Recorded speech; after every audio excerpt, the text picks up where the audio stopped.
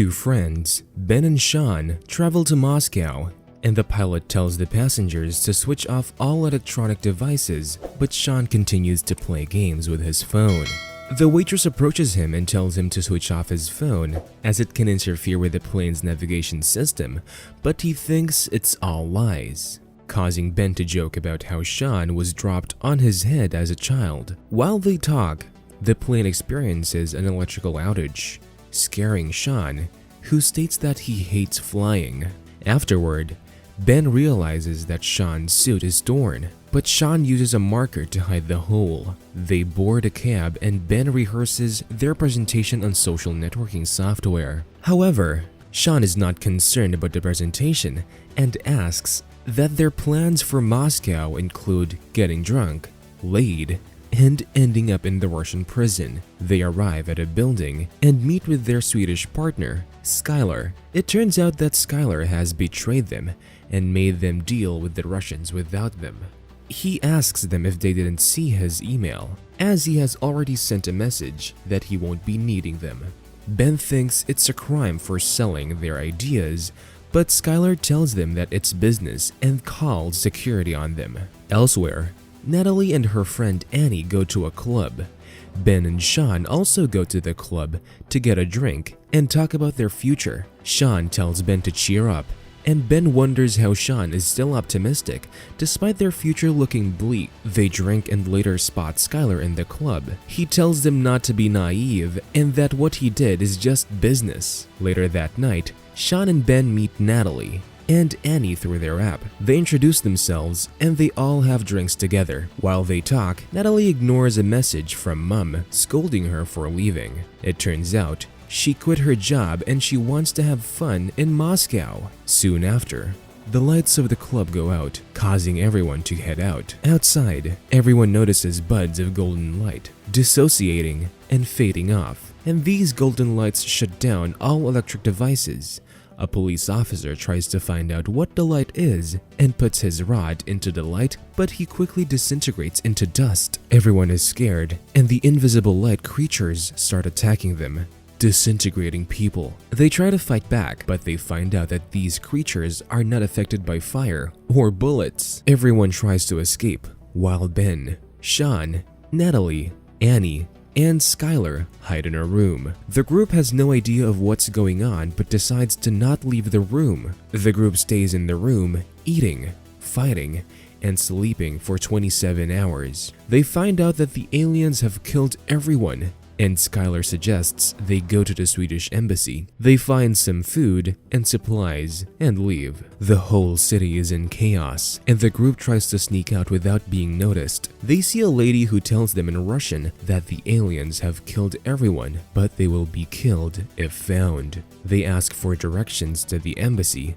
but she points the way. After a long walk, they become lost and reach a dead end with a broken bridge. Natalie and Annie admit that they don't know nothing about the rest and decide to stick together. They find out that there is another bridge and can't decide to find it. Not long after, Ben and Sean hijack a patrol car, while the rest hide outside a building. The aliens spot and go after them, causing the car siren to go off. They hide under the car, escaping the alien sight, and later join the rest in the building. Ben thinks they could return home if they get to the embassy, but Skylar says that there is no home, as everyone has been killed. Ben believes that there have to be other survivors all over the world also. Sean deduces that streetlight, headlights, and electricity gives away the aliens' locations, and concludes that they should travel at night. At night, Skylar wants them to make smart choices as they don't know what is going on, and Ben instructs them to get new clothes. Sean and Natalie then decide to go get new clothes for the group. While they shop,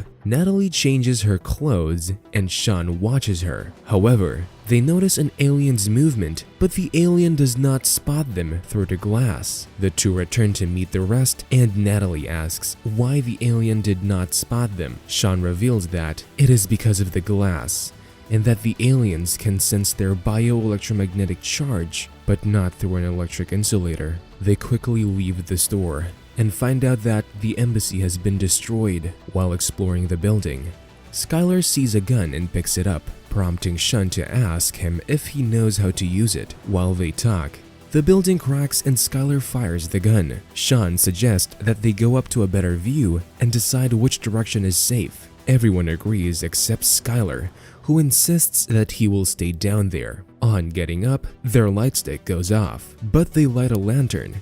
They also find a map and logbook informing that the attack is all over the world and find out that there are few survivors left. They confirm that the number seen on the map is a number of the survivors. They find a radio and switch it on, even though Natalie thinks that it isn't safe. The radio broadcasts some messages in Russia, but Natalie panics, forcing them to turn it off. They find out that they are surrounded by the aliens, destroyed everything electrical, and are digging for something. Sean deduces that the aliens had an invasion plan, and Ben thinks that they should find the remaining survivors. While they look through the window, they hear gunshots and see Skylar outside. Ben and Sean go to stop him, as he is the only one that understands Russia and can translate messages to them. Natalie notices that they are surrounded by the aliens.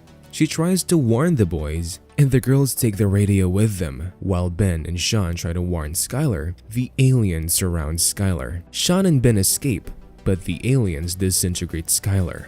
They see light in a nearby tower, and Sean thinks that they should go there to get the message translated before the day breaks. They run and try to sneak into the tower just as the sun comes up. They meet a lady, Vika, in the tower who understands Russian. Vika introduces them to Sergey, an electrical engineer. Sergey speaks to them in Russian, but Sean tells them that they don't understand. He says that he switches on the light to attract survivors. Sergey creates a cage made of steel bar to ground external electric currents, and the aliens can't smell inside the cage. Sergey also believes that the aliens are not invisible, but rather made up of wave energy that is not visible to the human eye. Sean asks them to translate the message on the radio. It turns out Captain Nikolai used a broadcast message to inform survivors that the nuclear submarine is waiting at the Moscow River to transport survivors to safety, and they will be leaving soon. Vika, Natalie, and Annie go out to get some supplies, while Sergey develops a microwave projector that can kill the aliens as it shoots microwaves that will destroy the aliens' energy field.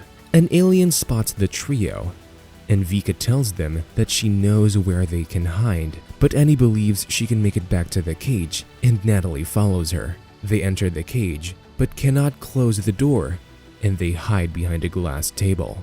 Sergey tries the microwave gun. The first shot stuns the alien, but Sergey is killed while he tries to shoot it again. Sean says that they should escape through the fire escape, but Annie hesitates, and she's killed by the aliens. Natalie sets the cage on fire and escapes with Ben and Sean. They meet Vika outside, who figures out that Sergey and Annie have been killed.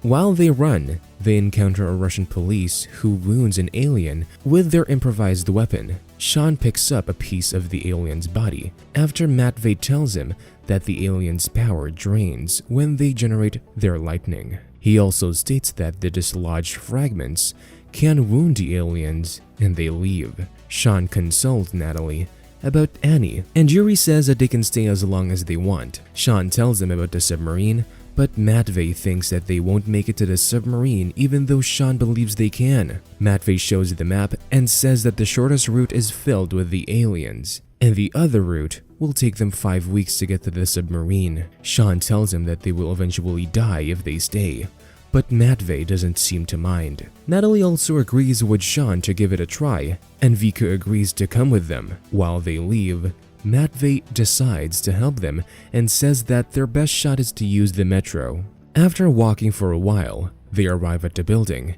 and Sasha uses small light bulbs to detect the aliens. They find out that the building is filled with the aliens and escape down to the track, but Vika does not make it and hides behind the pillar. Ben goes back to rescue her, but the alien captures him and kills him. Sean is disoriented, but Natalie tells him that they have to keep moving. The group makes it to a patrol boat and drives to the submarine. While they travel, Vika blames herself for Ben's death, but Natalie tells her that it's not her fault. She also tries to console Sean, and he tells her how he and Ben became friends. Sean says that he never got the chance to say goodbye to Ben, but he would like to say it now. While they talk, the boat hits a stone, stopping it in its cracks. The group notices that the aliens are digging out some minerals, and Matvey says that they came for their minerals: copper, nickel, and metals that conduct electricity, and humans are nothing but food to them. Natalie notices the submarine and thinks that they will make it, but as the aliens harvest the minerals, it destroys a building near the boat, causing it to capsize. Sean and the rest swim to the submarine, but notice that Natalie is missing. Sean asks the Navy soldier about her, but the soldier informs him that the boat got destroyed and he doubts if Natalie is still alive. Sean insists on not only leaving Natalie, and they notice a flame from Natalie's flare gun as they talk. Sean manages to convince the Navy soldiers to help him find Natalie. Matvey also agrees to help him and says that they need to make a plan. Vika tells the soldiers that the microwave gun needs more power to shoot a stronger beam. The group develops a stronger microwave gun and sets out to rescue Natalie. While they talk, Sean sees Natalie's bag and flare gun and shouts her name. He also notices that his microwave gun isn't working, but Matvey tells him to keep walking. An alien spots them and tries to kill them. The group shoots at it, and Sean finally gets the microwave gun to work. He shoots the alien, destroying its shield, which allows the group to kill the alien. Natalie hears them shout and calls out for help. Sean sets out to get Natalie while the rest stays back to kill the aliens. Vika spots the 3 aliens and they use a microwave gun to weaken them before finishing them off with their guns. While Sean and Natalie are about to leave the bus, an alien gets on the board and sets the bus in motion, causing the doors to lock. Sean shoots it with the microwave gun while Natalie controls the wheel.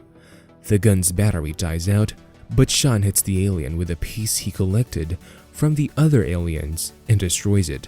They stop the bus and return to the submarine. Matvey and his team decide to stay back and fight the aliens, while the rest decide to look for other survivors and share their knowledge. The Navy soldier repairs Natalie's phone, and she shares a romantic moment with Sean, almost kissing him, but Vika interrupts them. The movie ends as the survivor listen to a man on the radio telling them that people are fighting back from different cities in the world, and a group in Paris took down the aliens' mining tower, and Sean mentions that this is where it starts.